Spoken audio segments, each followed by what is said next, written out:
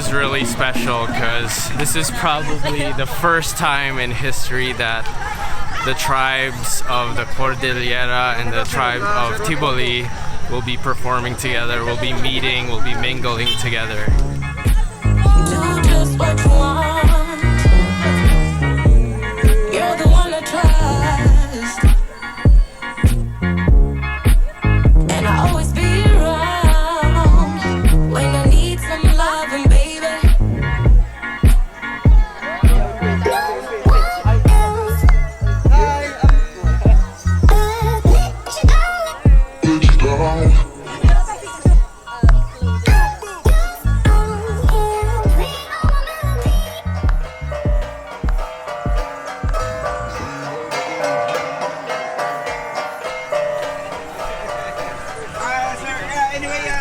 Imagine that's the first time these people from the Tiboli tribe are seeing the Cordillera dance and their costumes and stuff in person. It's really cool that this came about. Well, the Chomno group was invited by the Department of Tourism to come here and join the Hilobong Festival to perform and to kind of introduce their culture with the Tiboli, and then the Cordillera group will also learn a lot from the Tiboli tribe.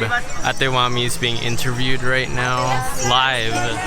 Ang sarap ng pakiramdam na tinanggap po kami ng ng masaya.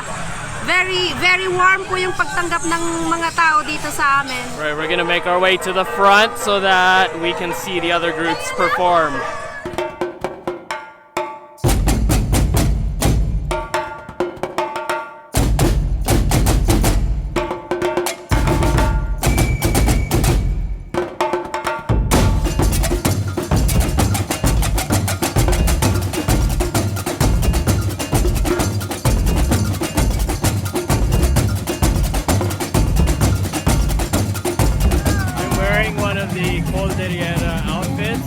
And I don't think any of these people have ever seen this in person, so a lot of people are taking photos with me.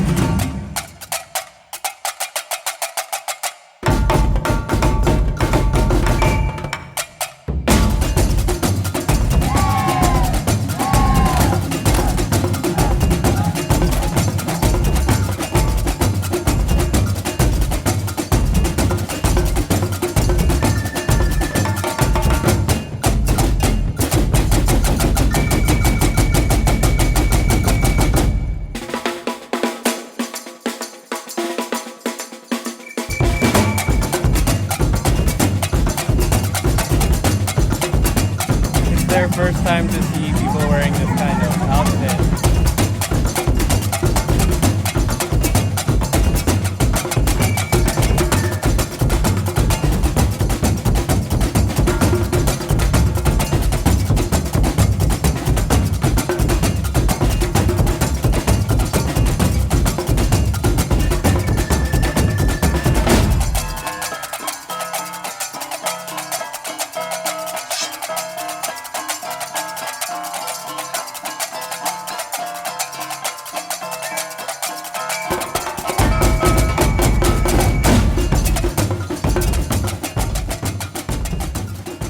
We've just reached the end of the parade route and now we're going to the performance area. Kumusta kayo? Anong feeling nyo? Pawis! Anong feeling nyo?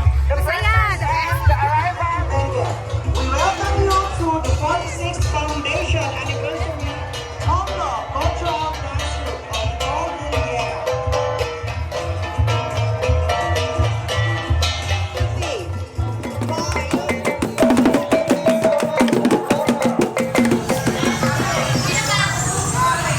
The group didn't sleep last night because they were putting on their tattoos and last practices, so now we're giving them all energy drinks. Matatag sa relasyon nyo. Energy drink ni Carlo. Sinong sa grupo nyo yung may best abs? May best up? Dito po. Siya po. First time mo ba nakita na ganitong outfit in person? Ano sabi mo? Ay, sobra.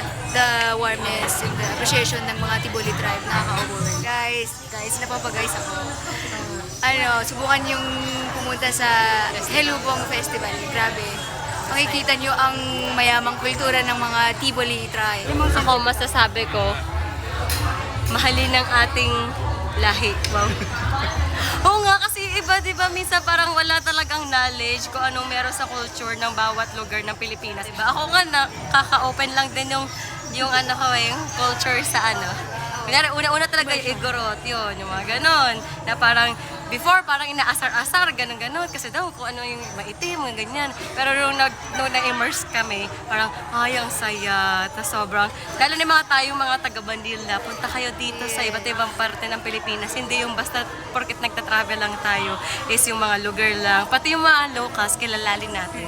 Ngayon ko lang nalaman na may festival na ganito, so hindi ko expected din na ganun kasaya at saka enjoy. Pero kahit simple lang at ano, talagang nag-enjoy kami.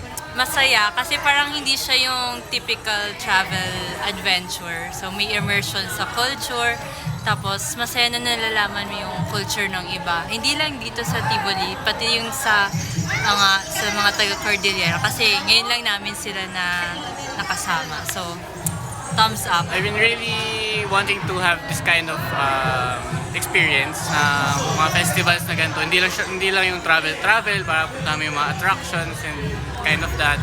So it's a nice experience and I'm so happy. Very good experience. Everybody should come and try to visit Lake Cebu. The immersion is very great. Very welcoming people. And ano pang masasabi ko? You have to come to experience. Masaya, mainit.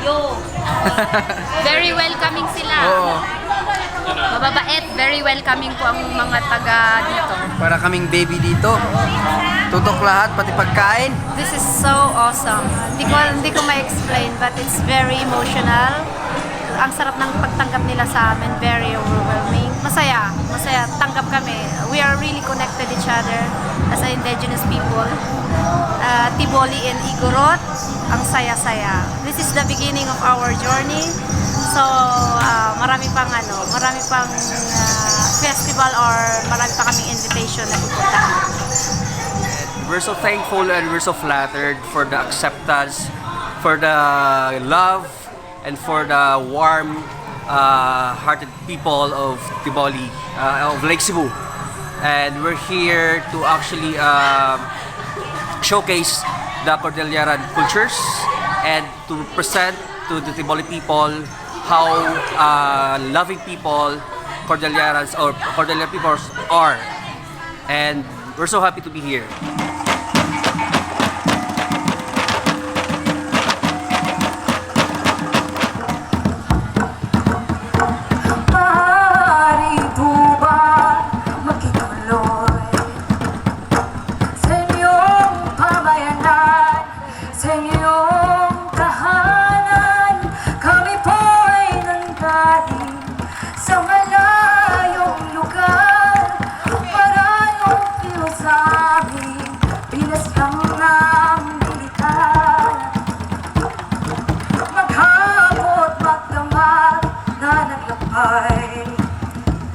Sa pagod at gutom, di makagabay.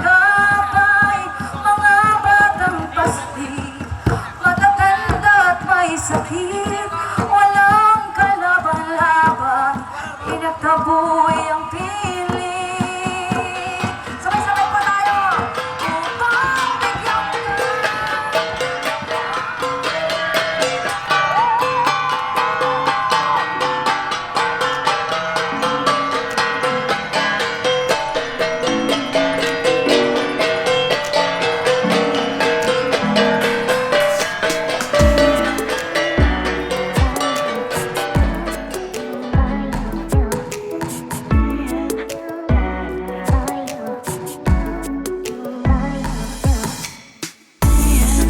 So the performance just ended and now we're having a feast here given by the tourism office.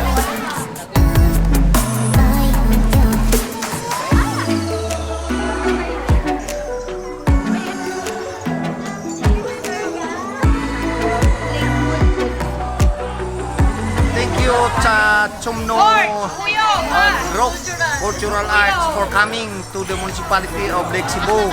Thank you for promoting Lake Cebu. So we enjoy so much sa inyong ginagawa para sa napakita ninyo sa amin sa mga tao Cebu. Tao Cebu means people of Lake Cebu. Thank you so much. Thank you for coming. Your culture had also been a cultural exchange to all of us here, and our students are learning from you. Thank you. Kasa ba? Ang sarap. Lubod. Ha? Lubod. Luber.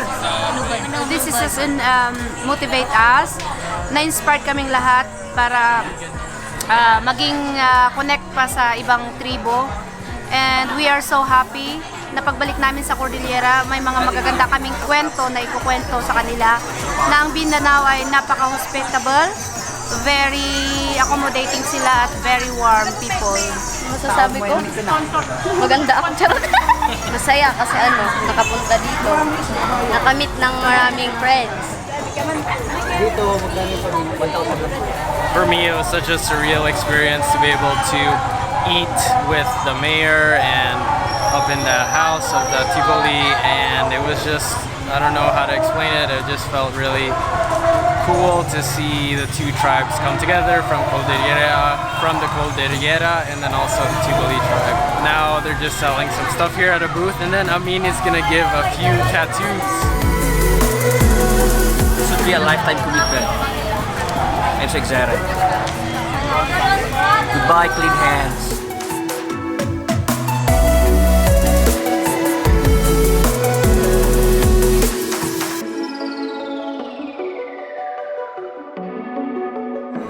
It feels great. It's an honor to have the first tattoo with Amin. It hurts good.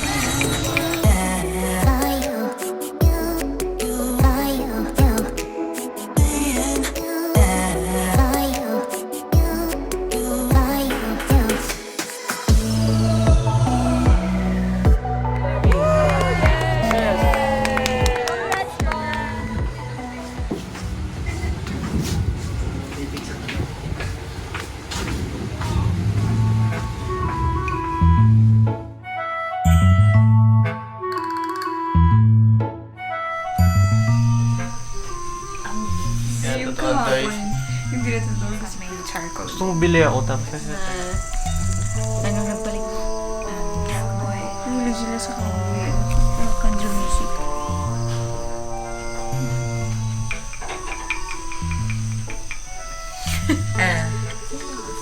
Niloloko niya ako. Yun na. Ano na? Yun na. Wow, yun na yun. May mark. Duminom pa ako. Sige, pag-barefoot ako ba?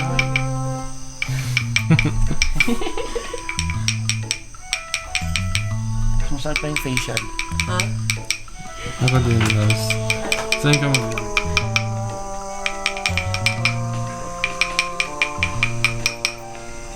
We're heading out on a new adventure today. All the group has left. The group from Baguio has left, but we're staying a few days to go on another adventure. So let's see where we go and see what we can explore here in this area. Do just what you want.